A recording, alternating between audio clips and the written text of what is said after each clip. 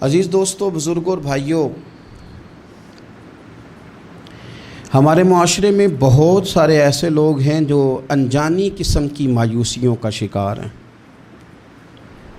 اندیکھا خوف ان کی زندگی کے اندر بری طرح اپنی لپیٹ میں انہیں لیے ہوئے۔ وہ کہتے ہیں کہ سمجھ نہیں آتی زندگی کا مقصد کیا ہے۔ اٹھتے ہیں، چلتے ہیں، تھوڑا بہت کام کرتے ہیں، کھاتے ہیں، سو جاتے ہیں۔ بہت سارا وقت ہمارا بور ہونے میں گزر جاتا ہے۔ بہت ساری سوچیں ہیں جو ہمارا پیچھا نہیں چھوڑتی۔ بہت سارے وسوسے ہیں جو غالب ہونے کو آتے ہیں، معاذ اللہ۔ وہ لوگ کہتے ہیں کہ دن چڑھ جاتا ہے، رات ہو جاتی ہے، زندگی اسی طرح ہماری بیت رہی ہے۔ ہم ہیں کہ سمجھنے سے آ رہی ہیں کہ یہ سارا کچھ کیا ہے۔ عزیز ساتھیوں، عزیز دوستو، یاد رکھیے گا کہ اللہ تبارک و تعالیٰ نے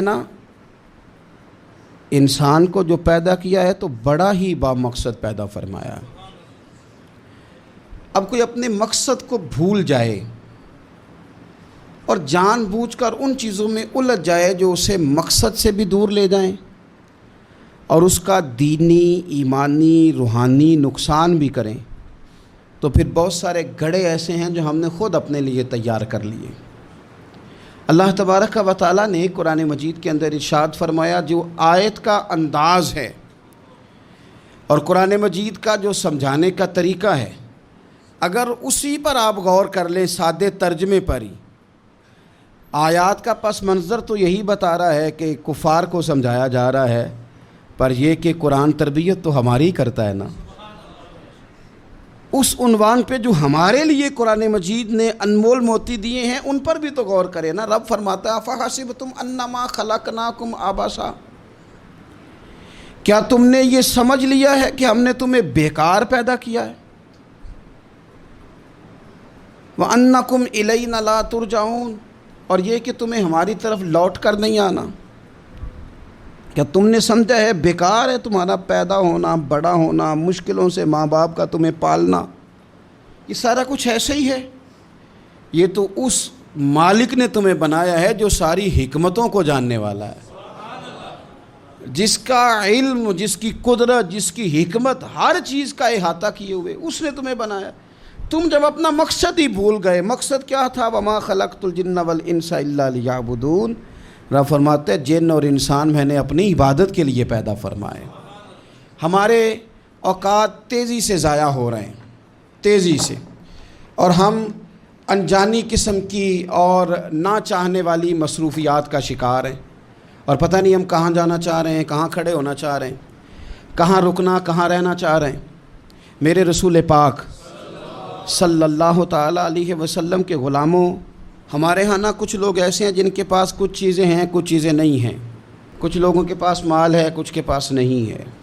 کچھ لوگ ایسے ہیں جن کے پاس کوئی عہدہ ہے، کوئی طاقت ہے، کوئی دنیاوی منصب ہے، کچھ کے پاس نہیں ہے۔ لیکن وقت ایک ایسی قیمتی چیز ہے جو سب لوگوں کے پاس موجود ہے۔ اب شرط یہ ہے کہ اس کو صحیح کر کے ترتیب دیا جائے، اپنے اوقات کو فارغ نہ گزارا جائے۔ مجھے بھی ایک دن ایک دوست نے کہا تھا کہ میں بور بہت ہوتا ہوں، تو میں نے کہا یار شاید ہم بھی ہوتے ہوں، لیکن اب بور ہونے کا وقت بچا کوئی نہیں زندگی میں۔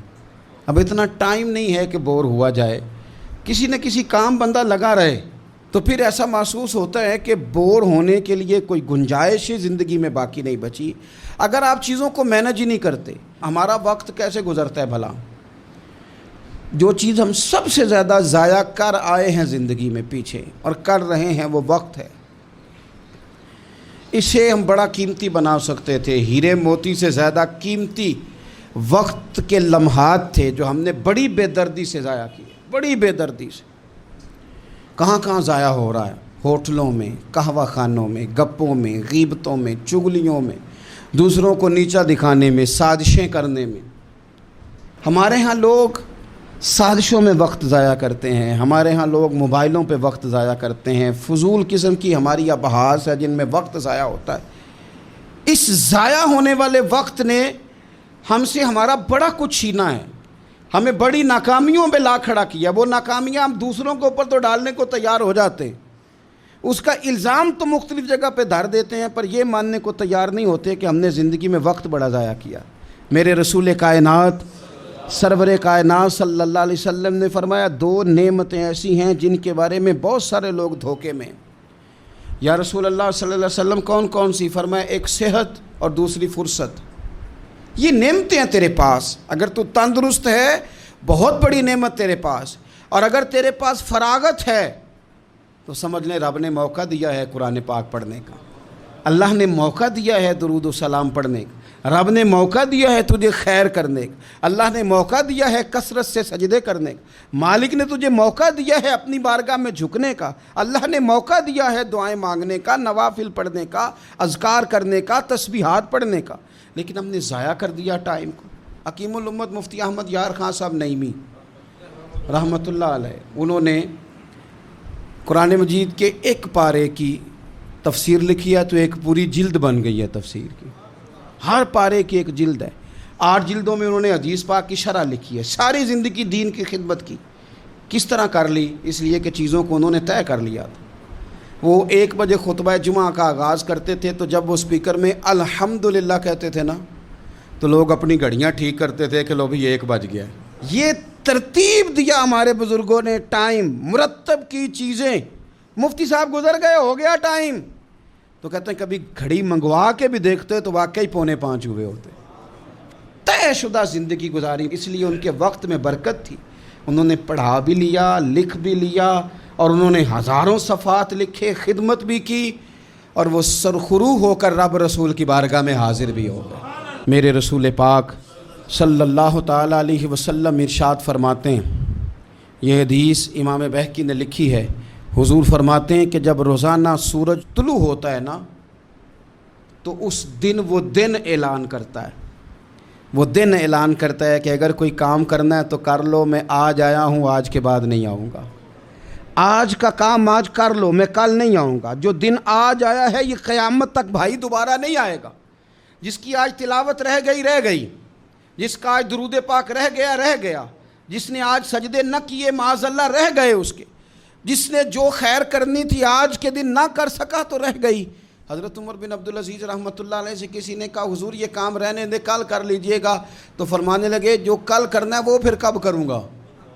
اس کام کو کل کر لوں گا تو جو کل کرنا ہے وہ کب کروں گا؟ امام شافعی رحمۃ اللہ علیہ فرمایا کرتے تھے کہ میں نے نا صوفیاء سے ایک بات سیکھی ہے جس نے مجھے زندگی میں بڑا نفع دیا ہے. آپ فرمایا کرتے تھے کہ صوفیاء کہتے ہیں کہ وقت ایک تلوار ہے, یہاں تو تم اسے اپنے بس میں کر لو, یعنی مینج کر لو, طے کر لو, معاملات کو مرتب کر لو, اس طرح اس وقت یہ کرنا ہے, اس وقت یہ کرنا ہے, تو پھر تم اس تلوار کی وجہ سے ساری مشکلات کو کاٹ دو گے. اور اگر تم نے اس تلوار کو نہ تھاما تو یہ وقت ایک ایسی تلوار ہے پھر یہ تمہیں کاٹ دے گا. اور فرمایا کرتے تھے یہ اتنی تیزی سے پگھلتا ہے وقت, کالے بال سفید ہو جاتے ہیں, سیدھی کمر ٹیڑھی ہو جاتی ہے, تندرست وجود بیمار ہو جاتا. اتنی تیزی سے پھر یہ وقت گزرتا ہے کہ برف اگر دھوپ میں رکھ دی جائے تو وہ اتنی تیزی سے نہیں پگھلتی جتنی تیزی سے ہماری زندگی کے دن پگھل رہے ہیں. ہم سمجھتے ہیں دن بڑھ رہے ہیں, حالانکہ دن بڑھ نہیں رہے, دن کم ہو رہے ہیں. ہم موت کے قریب جا رہے ہیں. اپنے روزمرہ کی جو چیزیں ہیں, معاملات زندگی ہے, اس پر خوب توجہ دیں اور خوب محنت کریں اور چیزوں کو طے کر لیں. اگر آپ طے کر لیں گے تو آپ محسوس کریں گے کہ ہم نے زندگی میں کچھ کر لیا ہے. لیکن میرے بھائی اگر سوچنے میں, سمجھنے میں, سیروں میں, آنے جانے میں, میں اکثر دوستوں سے کہتا ہوں کہ زندگی شگل میلے میں گزر گئی لوگوں کی, شگل میلے میں, یا بیسوں میں یا شگل میلے میں. 2 گلیاں چھوڑ کے مسجد ہے تو آپ نے نہیں دیکھا ہوگا کہ 15 بندے اکٹھے ہو کے مسجد جاتے ہو کسی گلی سے, 15 20 جا رہے ہیں, آؤ چلیں یار سارے جمعے کا ٹائم ہو. اس طرح نہیں اکٹھے ہوتے, 7 گلی میں جانا ہے. لیکن اگر انہی لوگوں سے کہا جائے کہ سیر کے لیے جانا ہے تو پوری بس بھر جاتی ہے ایک محلے سے. انہی سے کہا جائے کہ میلہ ٹھیلا لگا ہے وہاں جانا ہے تو پوری بس بھر جاتی. 7 والی گلی جانے کو تیار نہیں. میرے بھائی جنت انسان کی کامیابی کا مقام ہے. جنت وہ جگہ ہے جہاں ہم کامیاب ہو کر فلاح پا کے جائیں گے. جنت وہ جگہ ہے کہ جہاں کوئی حسرت باقی نہیں رہے گی، کوئی خواہش باقی نہیں رہے گی. اور جنت کے اندر وہ نعمتیں ہیں کہ نبی پاک صلی اللہ تعالیٰ علیہ وسلم فرماتے ہیں کہ تمہارے رب نے تمہارے لیے جنت میں وہ نعمتیں تیار کی ہیں نہ کسی آنکھ نے دیکھی، نہ کسی کان نے سنی، نہ تمہارے دل پر کبھی خیال ہی گزرا ہوگا کہ یہ بھی ہمیں ملے گا. وہ سارا کچھ بھی اللہ تمہیں جنت میں عطا کرے گا. لیکن حضرت معاذ بن جبل رضی اللہ تعالیٰ عنہ ارشاد فرماتے ہیں کہ جنتیوں کو بھی ایک حسرت ہوگی. فرمانے لگے میں نے رسول پاک سے سنا ہے، فرمانے لگے میں نے حضور سے سنا ہے کہ جنتی بھی اس وقت پر حسرت کریں گے جو وقت ان سے ضائع ہو گیا اور خدا کے ذکر میں نہیں گزر سکا. وہ حسرت کریں گے کہ یہ لمحہ ہم نے ضائع کر دیا، اللہ کے ذکر کے بغیر گزار دیا، خیر کے جملے کے بغیر گزار دیا، درود و سلام کے بغیر گزار دیا. وقت کا ضائع ہونا اتنی بڑی حسرت ہے کہ جس پر اہل جنت بھی حسرت کریں گے یہ ہم سے کیا ہو گیا. تو جو حسرت کل کرنی ہے وہ آج نہ کر لیں، بچا نہ لیں اپنے وقت کو، ضائع ہونے سے بچا نہ لیں. ہم کبھی پلٹ کے دیکھیں نا تو ہماری بہت ساری محرومیوں کا سبب یہ ہے کہ ہم نے سستی بڑی کی. میں کئی دفعہ غور کرتا ہوں نا، ذاتی طور پر تو میں سمجھتا ہوں زندگی میں بہت سارے اور کام بھی ہو سکتے تھے لیکن سست ہو گئے. کیا ہی اچھا تھا 1 گھنٹہ اور کم سو لیتے، کیا ہی اچھا تھا کہ تھوڑا اور آگے بڑھ لیتے. جاگنا ہے جاگ لے افلاک کے سائے تلے، پھر تو حشر تک سوتا رہے گا خاک کے سائے تلے.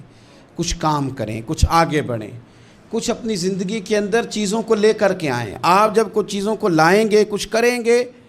حضرت عمر فاروق رضی اللہ تعالیٰ عنہ نا، جناب فاروق اعظم ہمیشہ کام کرتے تھے، ہمیشہ ڈیوٹی کرتے تھے، اور انہوں نے بڑی ڈیوٹی کی زندگی میں، بڑا کام کیا.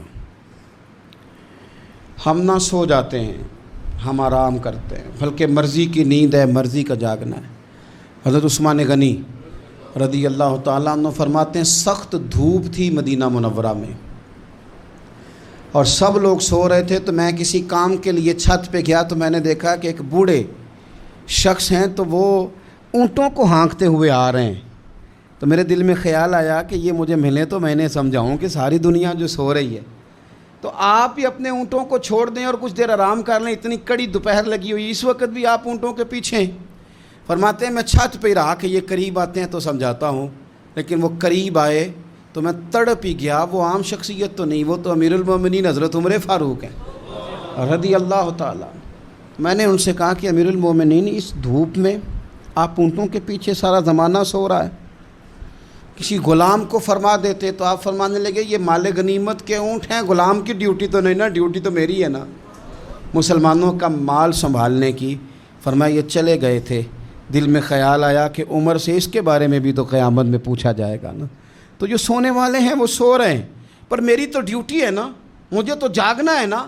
اعلیٰ حضرت فاضل بریلوی رحمۃ اللہ علیہ فرماتے ہیں سونا جنگل رات اندھیری، چھائی بدلی کالی ہے، سونے والوں جاگتے رہنا، کیونکہ چوروں کی رکھوالی ہے. سونے والوں، ایک تو سونے سے یہ مراد ہے نا، اور ایک سونے سے مراد سونا ہے جو بڑا قیمتی ہوتا ہے. سونے والوں جاگتے رہنا، چوروں کی رکھوالی ہے. حضرت معاویہ بن خدیج رضی اللہ تعالیٰ عنہ ایک صحابی ہیں، وہ فرماتے ہیں کہ میں اسکندریہ کی فتح ہوئی تو میری خواہش ہوئی جناب عمر کو جا کے خوشخبری سناؤں، لیکن جس وقت میں مدینہ شریف پہنچا نا تو سب لوگ دوپہر کا آرام کر رہے تھے. تو اب ہمارے آرام میں کوئی خلل ڈالے سوال ہی پیدا نہیں ہوتا. اماں کو بھی اجازت نہیں ہوتی، اور پھر اگر کوئی سوتے ہوئے ہمیں اٹھا دے اور ہم جاگ جائیں تو پھر جو ہمارا رویہ ہوتا ہے اللہ ہی خیر کرے. بادشاہ سلامت کوئی جگہ دی ہے، ہم بہت سارے معاذ اللہ ادب اداب بھی بھول جاتے ہیں، نیند ضائع کر دی. تو حضرت معاویہ بن خدیج رضی اللہ تعالیٰ عنہ کہتے ہیں میں مدینہ شریف آیا، دوپہر کا وقت تھا، اسکندریہ کی فتح ہو گئی، خوشخبری سنانی تھی. تو مدینہ شریف جب میں پہنچا تو سب لوگ آرام کر رہے تھے، تو میں نے مناسب نہیں سمجھا سیدنا فاروق اعظم کے گھر جانا. میں نے کہا شام کو بات کروں گا. شام کو میری ملاقات ہوئی، گویا عصر کے بعد ملاقات ہوئی، جب مغرب میں ملاقات ہوئی تو میں نے کہا حضور وہ میں اور مبارک ہو اللہ نے فتح دے دی، تو آپ فرمانے لگے یار میں تو بڑی دیر سے منتظر تھا، سو نہیں سکا۔ تو کہتے ہیں میں نے کہا حضور میں تو اسی لیے نہیں آیا کہ آپ آرام کر رہے ہوں گے۔ تو آپ فرمانے لگے آرام میں کیا کرتا تھا پر خلیفہ بننے سے پہلے پہلے، اب کہاں وقت ہے میرے پاس، اتنی ذمہ داریاں ہیں، کہاں آرام کرتا ہوں۔ اور پھر رو پڑے اور فرمانے لگے میں تو رات کو بھی کم سوتا ہوں۔ حضور کیوں؟ فرمانے لگے دن مخلوق کے کام دیکھتا رہتا ہوں اور رات ہوتی ہے تو رب کی عبادت کرتا رہتا ہوں، میں نے تو رات کو بھی سونا کم کر دیا۔ ہماری زندگی میں بہت ساری میرے بھائی ہماری ناکامیوں کی وجہ ہماری سستی بنی، ہماری کاہلی بنی، ہماری لاپرواہی بنی۔ بہت سارے افسران ایسے ہیں جن کے عملے کی خرابی کی وجہ یہ ہے کہ وہ اٹھ کے باہر آ کے چیک کرنا پسند ہی نہیں کرتے کہ عملے کے لوگ کیا کر رہے ہیں۔ بہت سارے ایسے اداروں کے سربراہان ہیں کہ جو اپنے دفتر سے اٹھ کے باہر آ کے دیکھنا پسند ہی نہیں کرتے کہ عملے کے لوگ کر کیا رہے ہیں۔ تو جب ہم ان چیزوں کو پرکھتے نہیں، دیکھتے نہیں، محاسبہ ہی نہیں کرتے، تو پھر چیزیں شترے بے مہار ہو جاتی ہیں۔ اپنی زندگی میں چیزوں کو مینج کریں۔ نوجوانوں نے تو بالکل طے کر لیا ہے کہ مرضی سے سونا ہے اور ہر کام الٹ کرنا ہے۔ کوئی نوجوان ملنے آیا تھا تھوڑے دن پہلے دوپہر کو، تو میں نے کہا کھانا کھلائیں، تو کہنے لگے پیر صاحب ابھی تو میں نے ناشتہ کیا ہے۔ تو میں نے کہا میاں 12:30 جس نے ناشتہ کیا ہے تو دوپہر کا کھانا 6 بجے کھائے گا، اور رات تیری کب ہوگی؟ پھر یہی ہے نا کہ 12:30 اماں تو بیچاری بڑھاپے میں اٹھ کے پکا کے نہیں دے گی تو برگر ہی کھائے گا، اور سویرے وہ ہضم نہیں ہوگا پھر تو دوائی بھی کھائے گا۔ جب آپ فطرت کے خلاف چلتے ہیں، رات رب نے سونے کے لیے بنائی اور دن جاگنے کے لیے، تو جب الٹ کرو گے جوانوں تو صحت پر بھی اس کا اثر پڑے گا۔ دن کی جو نیند ہوتی ہے وہ سستی پیدا کرتی ہے، اور رات کی نیند آپ کی تھکاوٹیں دور کرتی ہے۔ تو جس چیز نے آپ کو سست کرنا ہے اس پر توجہ زیادہ ہے، اور جس چیز نے آپ کو طاقتور کرنا ہے اس پر آپ کی توجہ نہیں۔ وقت پر رات کو سونا اور کچھ نہ کچھ کرتے رہنا۔ میری بزرگوں سے بھی گزارش ہے کہ ریٹائرمنٹ کی زندگی اور جوانوں سے بہت زیادہ امیدیں لگا لینا اور کمزور پڑ جانا، یہ بھی چیزیں انسان کے لیے مشکل پیدا کرتی ہیں۔ کیوں ریٹائر ہوں؟ کبھی تلاوت سے بھی بندہ ریٹائر ہوا ہے، کبھی درود و سلام پڑھنے سے بھی بندہ ریٹائر ہوا ہے، کبھی معاذ اللہ کثرت نفل سے بھی بندہ، نوافل سے بھی بندہ ریٹائر ہوا ہے۔ اللہ اللہ کریں، کچھ کام کریں۔ حضرت امام قاضی ابو یوسف رحمۃ اللہ علیہ، آپ پہلے قاضی القضاء ہیں امت کے۔ امام اعظم ابو حنیفہ رحمۃ اللہ علیہ کے آپ شاگرد ہیں، چیف جسٹس بنایا تھا ہارون رشید نے آپ کو۔ ساری زندگی علم پڑھنے میں، علم پڑھانے میں گزری۔ وہ جو نبی پاک صلی اللہ علیہ وسلم کا فرمان ہے نا، ہمیشہ سیکھنے کا، طلب کرنے کا، اس پر بڑے شوق سے عمل کیا۔ آخری وقت آیا تو بڑے بیمار ہو گئے تھے۔ شیخ ابراہیم ایک عالم ہیں، وہ کہتے ہیں میں آپ کی زیارت کے لیے گیا تو آپ نا اتنے علیل تھے کہ بے ہوشی کے عالم میں آپ آرام کر رہے تھے۔ میں بیٹھا تو ہوش آیا۔ ساری زندگی علم پڑھانے میں، دین سیکھنے میں، دین سکھانے میں، لوگوں کو بتانے میں، تحقیق کرنے میں گزر گئی۔ آنکھ کھلتے ہی نا مجھ سے کہنے لگے اچھا ہوا ابراہیم تم آ گئے، ایک مسئلہ ڈسکس کرنا تھا۔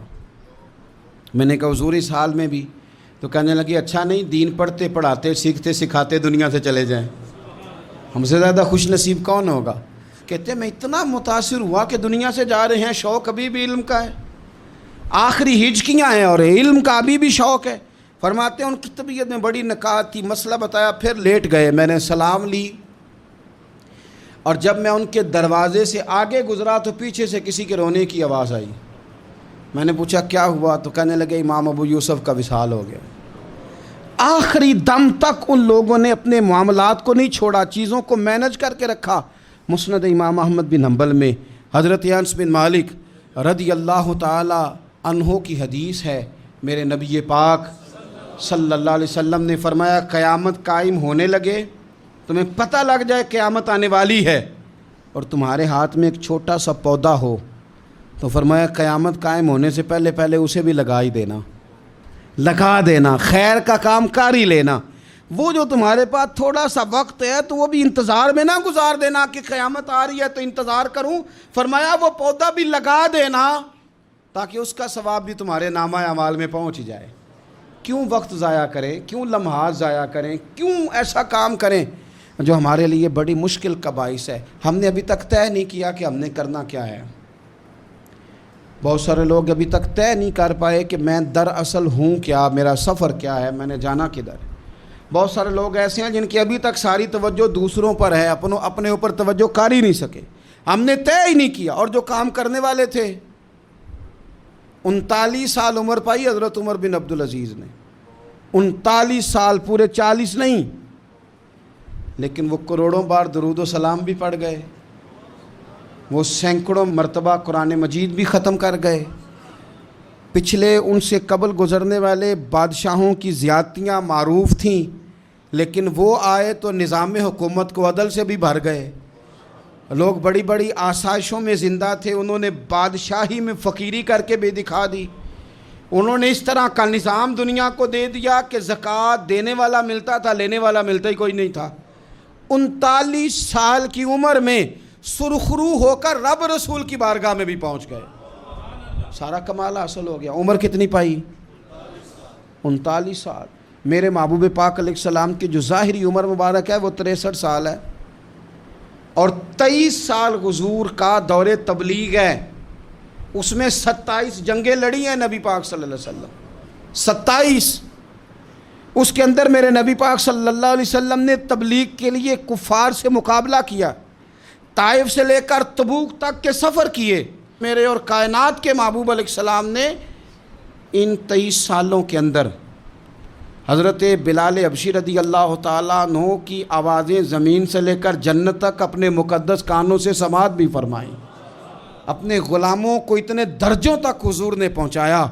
حضور نے پوری دنیا میں ابلاغ دین بھی کیا، کتاب و سنت بھی سکھایا، نبی پاک نے واعظ و نصیحت بھی فرمائی، جنگوں اور غزووں میں بھی وقت دیا۔ کفار کے ساتھ جہاں معاہدے کرنے تھے وہ معاہدات بھی حضور نے کیے، لیکن یہ ساری چیزوں کے باوجود اپنی ازواج کو بھی وقت دیا، ان کی خوشیاں انہیں فراہم بھی کیں۔ ان ساری چیزوں کے باوجود میرے محبوب نے سیدہ فاطمہ سے، سیدہ رقیہ سے، سیدہ ام کلثوم سے، بڑی سب سے صاحبزادی سیدہ زینب، ان سب سے محبت بھی فرما لی، اور ان 23 سالوں میں حضور کے کندھوں پہ امام حسن بھی کھیلے اور گود میں امام حسین بھی کھیلے۔ سارا ہی وقت حضور نے مینج کیا، سارا وقت حضور نے مینج کیا، ہر چیز نبی پاک صلی اللہ علیہ وسلم نے ہمیں طے کر کے دے لی۔ میرے عزیز یاد رکھیں، اپنی زندگی کے اندر چیزوں کو مرتب کریں۔ ہمارا اتنا وقت بے معنی، بے مقصد گزر رہا ہے، بے مقصد۔ اور ایک بات آخر میں اور بھی آپ سے عرض کرنی ہے، ان لوگوں کی صحبت سے بھی بچیں جو وقت کو ضائع کرتے ہیں۔ سست لوگوں کے پاس بیٹھو گے نا تو سستی آئے گی، ان لوگوں کے پاس بیٹھو گے نا جو کچی کچی مایوس باتیں کرتے ہیں معاذ اللہ، تو آپ کے اندر وہ باتیں بھر دیں گے۔ صحبت نہ چاہتے ہوئے بھی بندے پر اثر ڈالتی ہے۔ آپ اپنی زندگی میں ان لوگوں کی صحبت اختیار کریں، ان لوگوں کی کہ جو آپ کو تازہ دم رہنا سکھائیں۔ اقبال نے کہا پلٹنا جھپٹنا، جھپٹ کر پلٹنا، لہو گرم رکھنے کا ہے ایک بہانہ۔ حضرت ملا رومی رحمۃ اللہ علیہ فرماتے ہیں بکریوں کے بیچ نا شیر کے چھوٹے سے بچے نے رہنا شروع کر دیا تھا، تو صحبت بکریوں کی تھی نا، اس کا بھی ذوق اسی طرح کا بن گیا۔ کچھ لوگ ناکام لوگوں کے اندر وقت گزارنے لگتے ہیں تو اپنی صلاحیتیں بھی ضائع کر بیٹھتے، اس کا بھی اسی طرح کا ذہن بن گیا۔ تو ایک دن شیر نے آ کے جب دھاڑا تو بکریاں دوڑی، تو وہ شیر حالانکہ جوان ہو گیا، وہ بھی دوڑ گیا۔ شیر سمجھ گیا کہ بکریوں کی صحبت نے بکری کر دیا ہے۔ اس نے کہا کہ باقی باتیں تو بعد میں، اسے یاد کرانا ہے کہ تو شیر ہے، اسے یاد کرانا ہے کہ تو نکل کے صحرا سے جس نے روما کی سلطنت کو الٹ دیا تھا، سنا ہے میں نے یہ قدسیوں سے کہ وہ شیر پھر ہوشیار ہوگا۔ فرماتے ہیں کہ اس شیر نے نہ کسی طریقے سے، بکریاں تو بھاگ گئیں، تو اس شیر کو وہ گھیر کے لایا دریا کے پل کے اوپر، اور جب وہ پل کے اوپر کھڑا ہوا اور اس نے نیچے دیکھا نا پانی میں، او ہو میں تو شیر ہوں۔ اب جب شیر اس کی طرف گیا تو وہ جوان تھا، وہ دھاڑا، تو شیر کہنے لگا میں تجھے کھانے نہیں آیا، صرف تجھے یاد کرانے آیا ہوں کہ تو شیر ہے۔ یہ تو بکریوں کی صحبت نے تیرا حال برا. اقبال کہتے ہیں پلٹنا جھپٹنا، جھپٹ کر پلٹنا، یہ تو لہو گرم رکھنے کا ہے اقبال. حضرت عبداللہ ابن مسعود رضی اللہ تعالیٰ عنہ ارشاد فرماتے ہیں کہ بے شک مجھے بیکار اور فارغ رہنے والے شخص سے نفرت ہے، اور اس شخص سے میں ہمیشہ بچتا ہوں جو نہ کوئی دنیا کا کام کر رہا ہو نہ آخرت کا کر رہا ہو. بیکار بیٹھا ہے، اس نے اپنے آپ کو زنگ لگا دیا. میں اس شخص سے ہمیشہ بچتا ہوں، دور رہتا ہوں، بری ہوں ایسے بندے سے، میں نہیں قریب جاتا. حضرت عبداللہ ابن مسعود فرماتے ہیں کہ بچو ایسے لوگوں سے کہ جنہوں نے خود بھی ایک ناکام زندگی گزار رہے ہیں وہ، اور تمہیں بھی وہ وہی رغبت دیں گے. ایسے لوگوں کی صحبت میں بیٹھیں، ایسے لوگوں کی صحبت میں کہ جو آپ کو چست کریں، جو آپ کو بتائیں کہ وقت ضائع نہیں کرتے بلکہ وقت کے ہیرے بڑے قیمتی ہیں، انہیں ہمیشہ سجا کے رکھتے ہیں. اللہ کریم ہمیں سمجھنے کی توفیق عطا فرمائے.